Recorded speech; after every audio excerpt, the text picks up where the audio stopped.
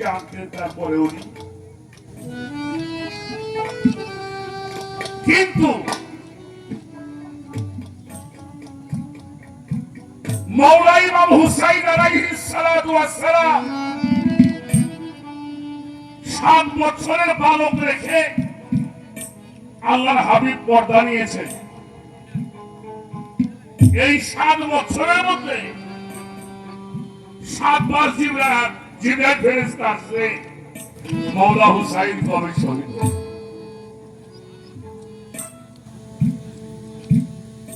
চৌঠা হিজরি 500 শাবান। মনে রাখবেন আমরা মুসলমান, চৌঠা হিজরি 500 শাবান মওলা ইমাম হুসাইন দুনিয়াতে আসছে। আমরা একটু সুবহানাল্লাহ বলি। হিজরি শরীর 4 আর 11 হিজরিতে দয়াল নবী পর্দা নিয়েছেন। তাহলে কয় বছরের বালক? কয় বছর?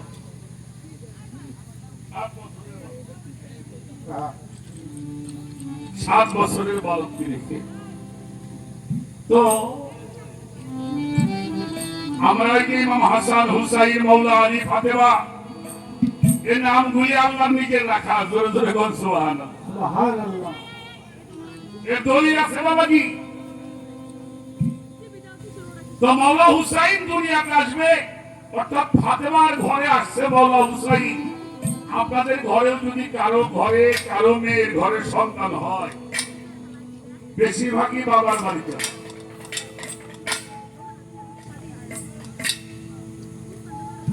তো ফাতেমার সন্তান হবে, আল্লাহ রসুল সেই খুশিতে ফাতেমার গৃহে আছে। হঠাৎ করে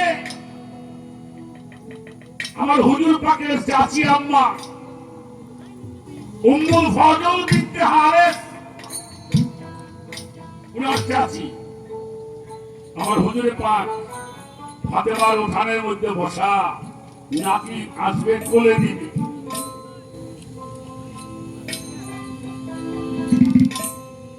হঠাৎ করে উম্মুল ফজল চোখের পানি ফেলছে। রাসূল পাক বলছেন, চাচি আম্মা আপনার চোখে পানি কেন? বলে আমি একটা স্বপ্নে দেখেছি, বড় স্বপ্নটা খারাপ। রাসূল পাক বলল, কি স্বপ্ন দেখেছো? বলে আমি স্বপ্নে দেখলাম আপনি জিসিম মুবারক থেকে, অর্থাৎ আপনার দেহ মুবারক থেকে এক টুকরো মাংস কেটে আমার কোলের মধ্যে রাখা হলো। সুবহানাল্লাহ।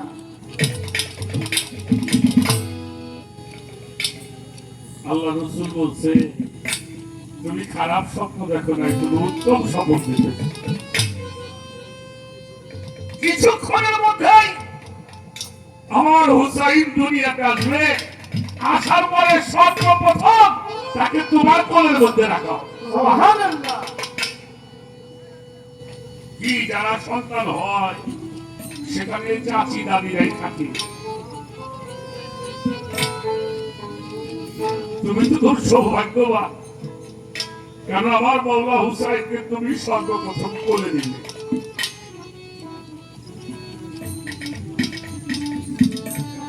একটু পরে মওলা হুসাইন তাওয়াল্লাহ আনলেন, উম্মুল ফজল বিনতে হারেসের কোলের মধ্যে করে নবীজি তো দুয়ারে ওই উঠানের মধ্যে বসা, আমার মওলা হুসাইনকে নবীজি কোল মোবারক দিয়ে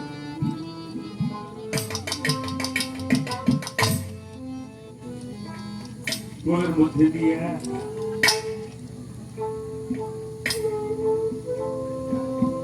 সুখে পলক দেয় না মওলা হুসাইনকে নবী দেখে। এমন সময় জিবরাইল আসলেন, ইয়া রাসূলুল্লাহ আপনি তো খুশি হয়েছেন একটা কষ্টের খবর নিয়ে। নবীজি বলছে কি? বলল যেই হুসাইনকে কোলের মধ্যে নিয়ে আপনি দেখছেন, এই মওলা হুসাইন 61 হিজরি 10ই মুহররম, 61 হিজরি 10ই মুহররম আপনার উম্মতের মধ্যে পথভ্রষ্ট একটা দল আপনার কলিজার টুকরা করা শহীদ করে দিবে। মাসুদ সরকার কথাটা শোনা মাত্র হুজুর পাকের চক্ষু মোবারক দিয়ে ঝরঝর করে তার পানি পড়ছে। উম্মুল ফজল নবীজির কাছে এসে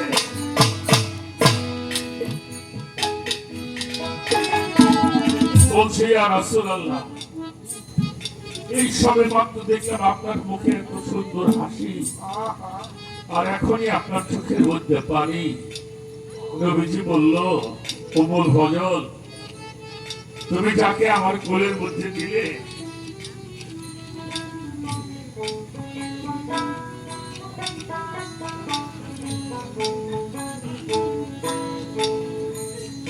আমার এই কলিজার টুকরাকে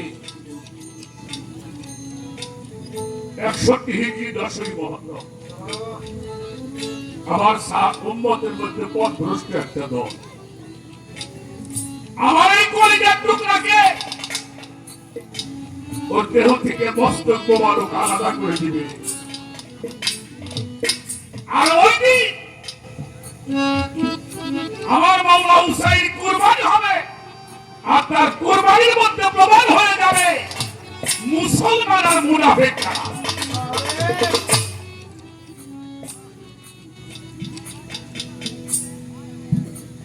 এটাই প্রমাণ হবে। বাবাজি, ইব্রাহিম পয়গম্বরের ছেলে কুরবানি করতে গেছে, জবাই হয় না, আর আমার মাওলা হুসাইন কুরবানি হয়ে গেছে। কি বলুন, যুগের শিশু পর্যন্ত তারা থাকতে দিল না।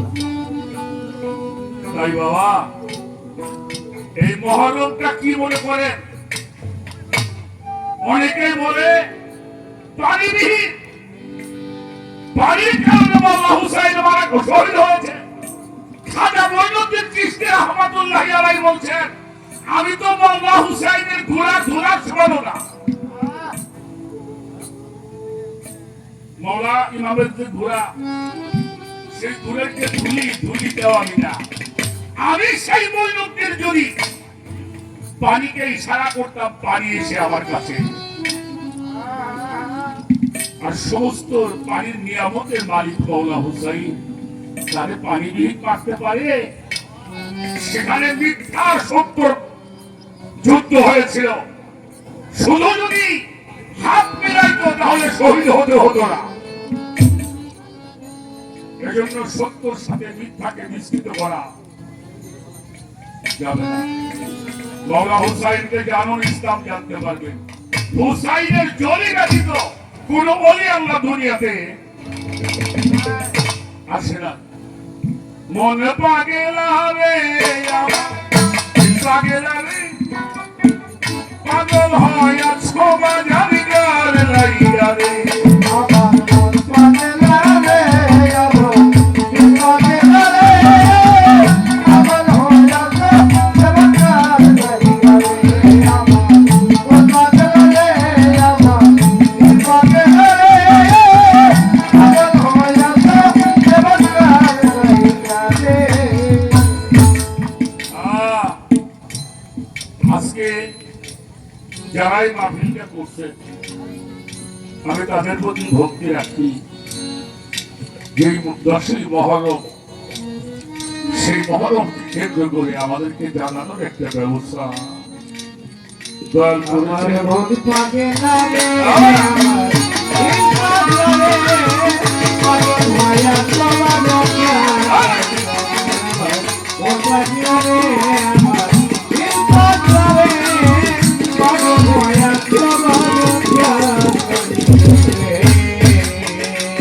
আরে জয় নবীর সঙ্গে যিনি পাগল লড়া ধর্ম বলল পানি, তার সঙ্গে হইল পাগল ভাঙে মাঝো নদী।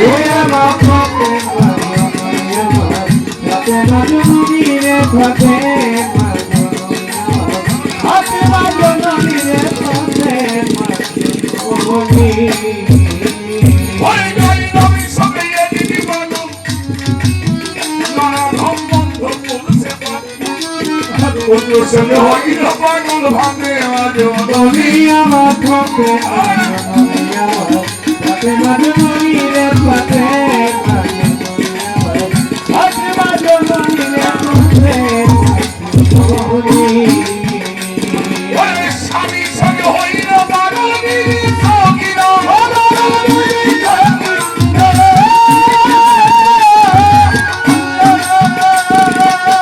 স্বামী সঙ্গে হইল পাগল গিরি সগিরা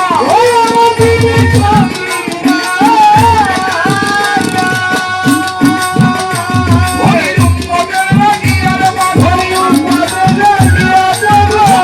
লাগিয়া পাগল দিনের মস্ত ভাই পাগল হইয়া ছোট দিনের লাই আমার মন পাখি লাগে আমার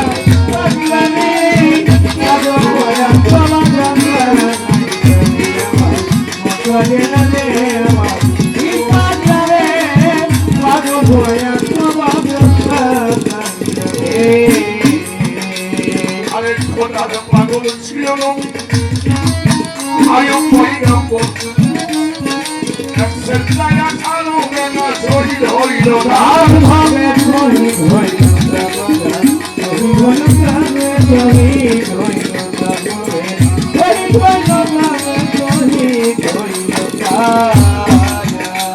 এবার খোদার পাগল ছিল নবী আয়ো পয়গম্বর একসের লায়া ছাড়ো না শহীদ হইল না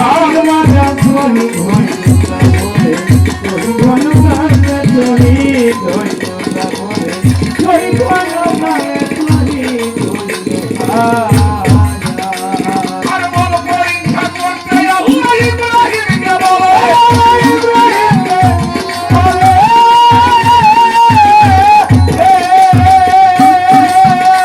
আর বল পরীক্ষা করতে আল্লাহ ইব্রাহিমকে বলে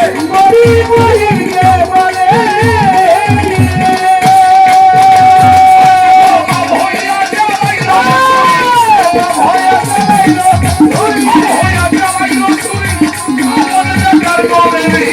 পাগল হইয়া ছাও তুমি কার লাইয়াতে আমার মন পাগে লাগে আমার দিল পাগে লাগে পাগল হইয়া ছাও বাজার কার লাইয়াতে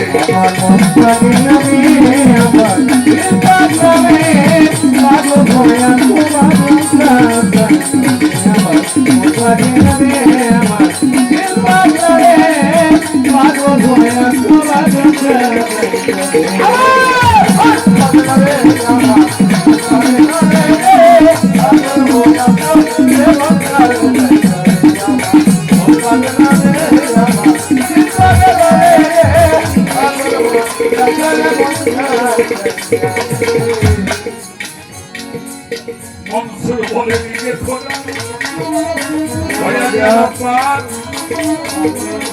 গাজী বলে পাগলা করল সর্বনাশ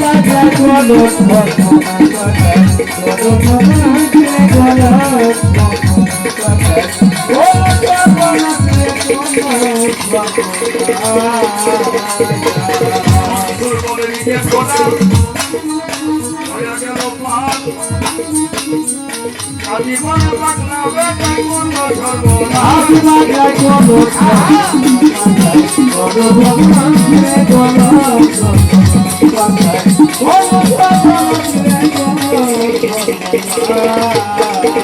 আশের মাসের পাগল হইলা হুজুরা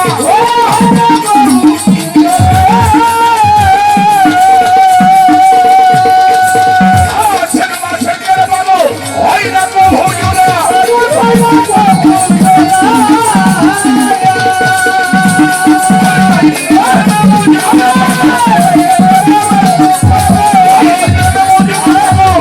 আমি পরে করিল খুদারি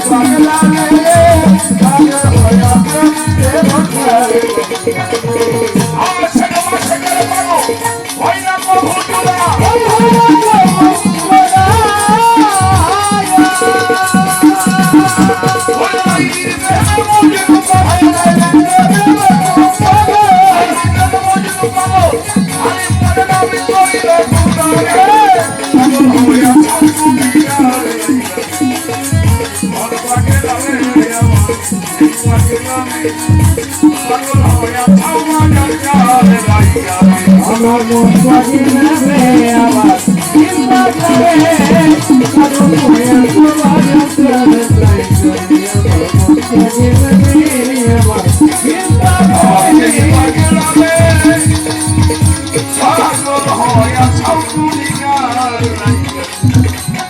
আমার মন পাকে নামে আমার দিল পাকে নামে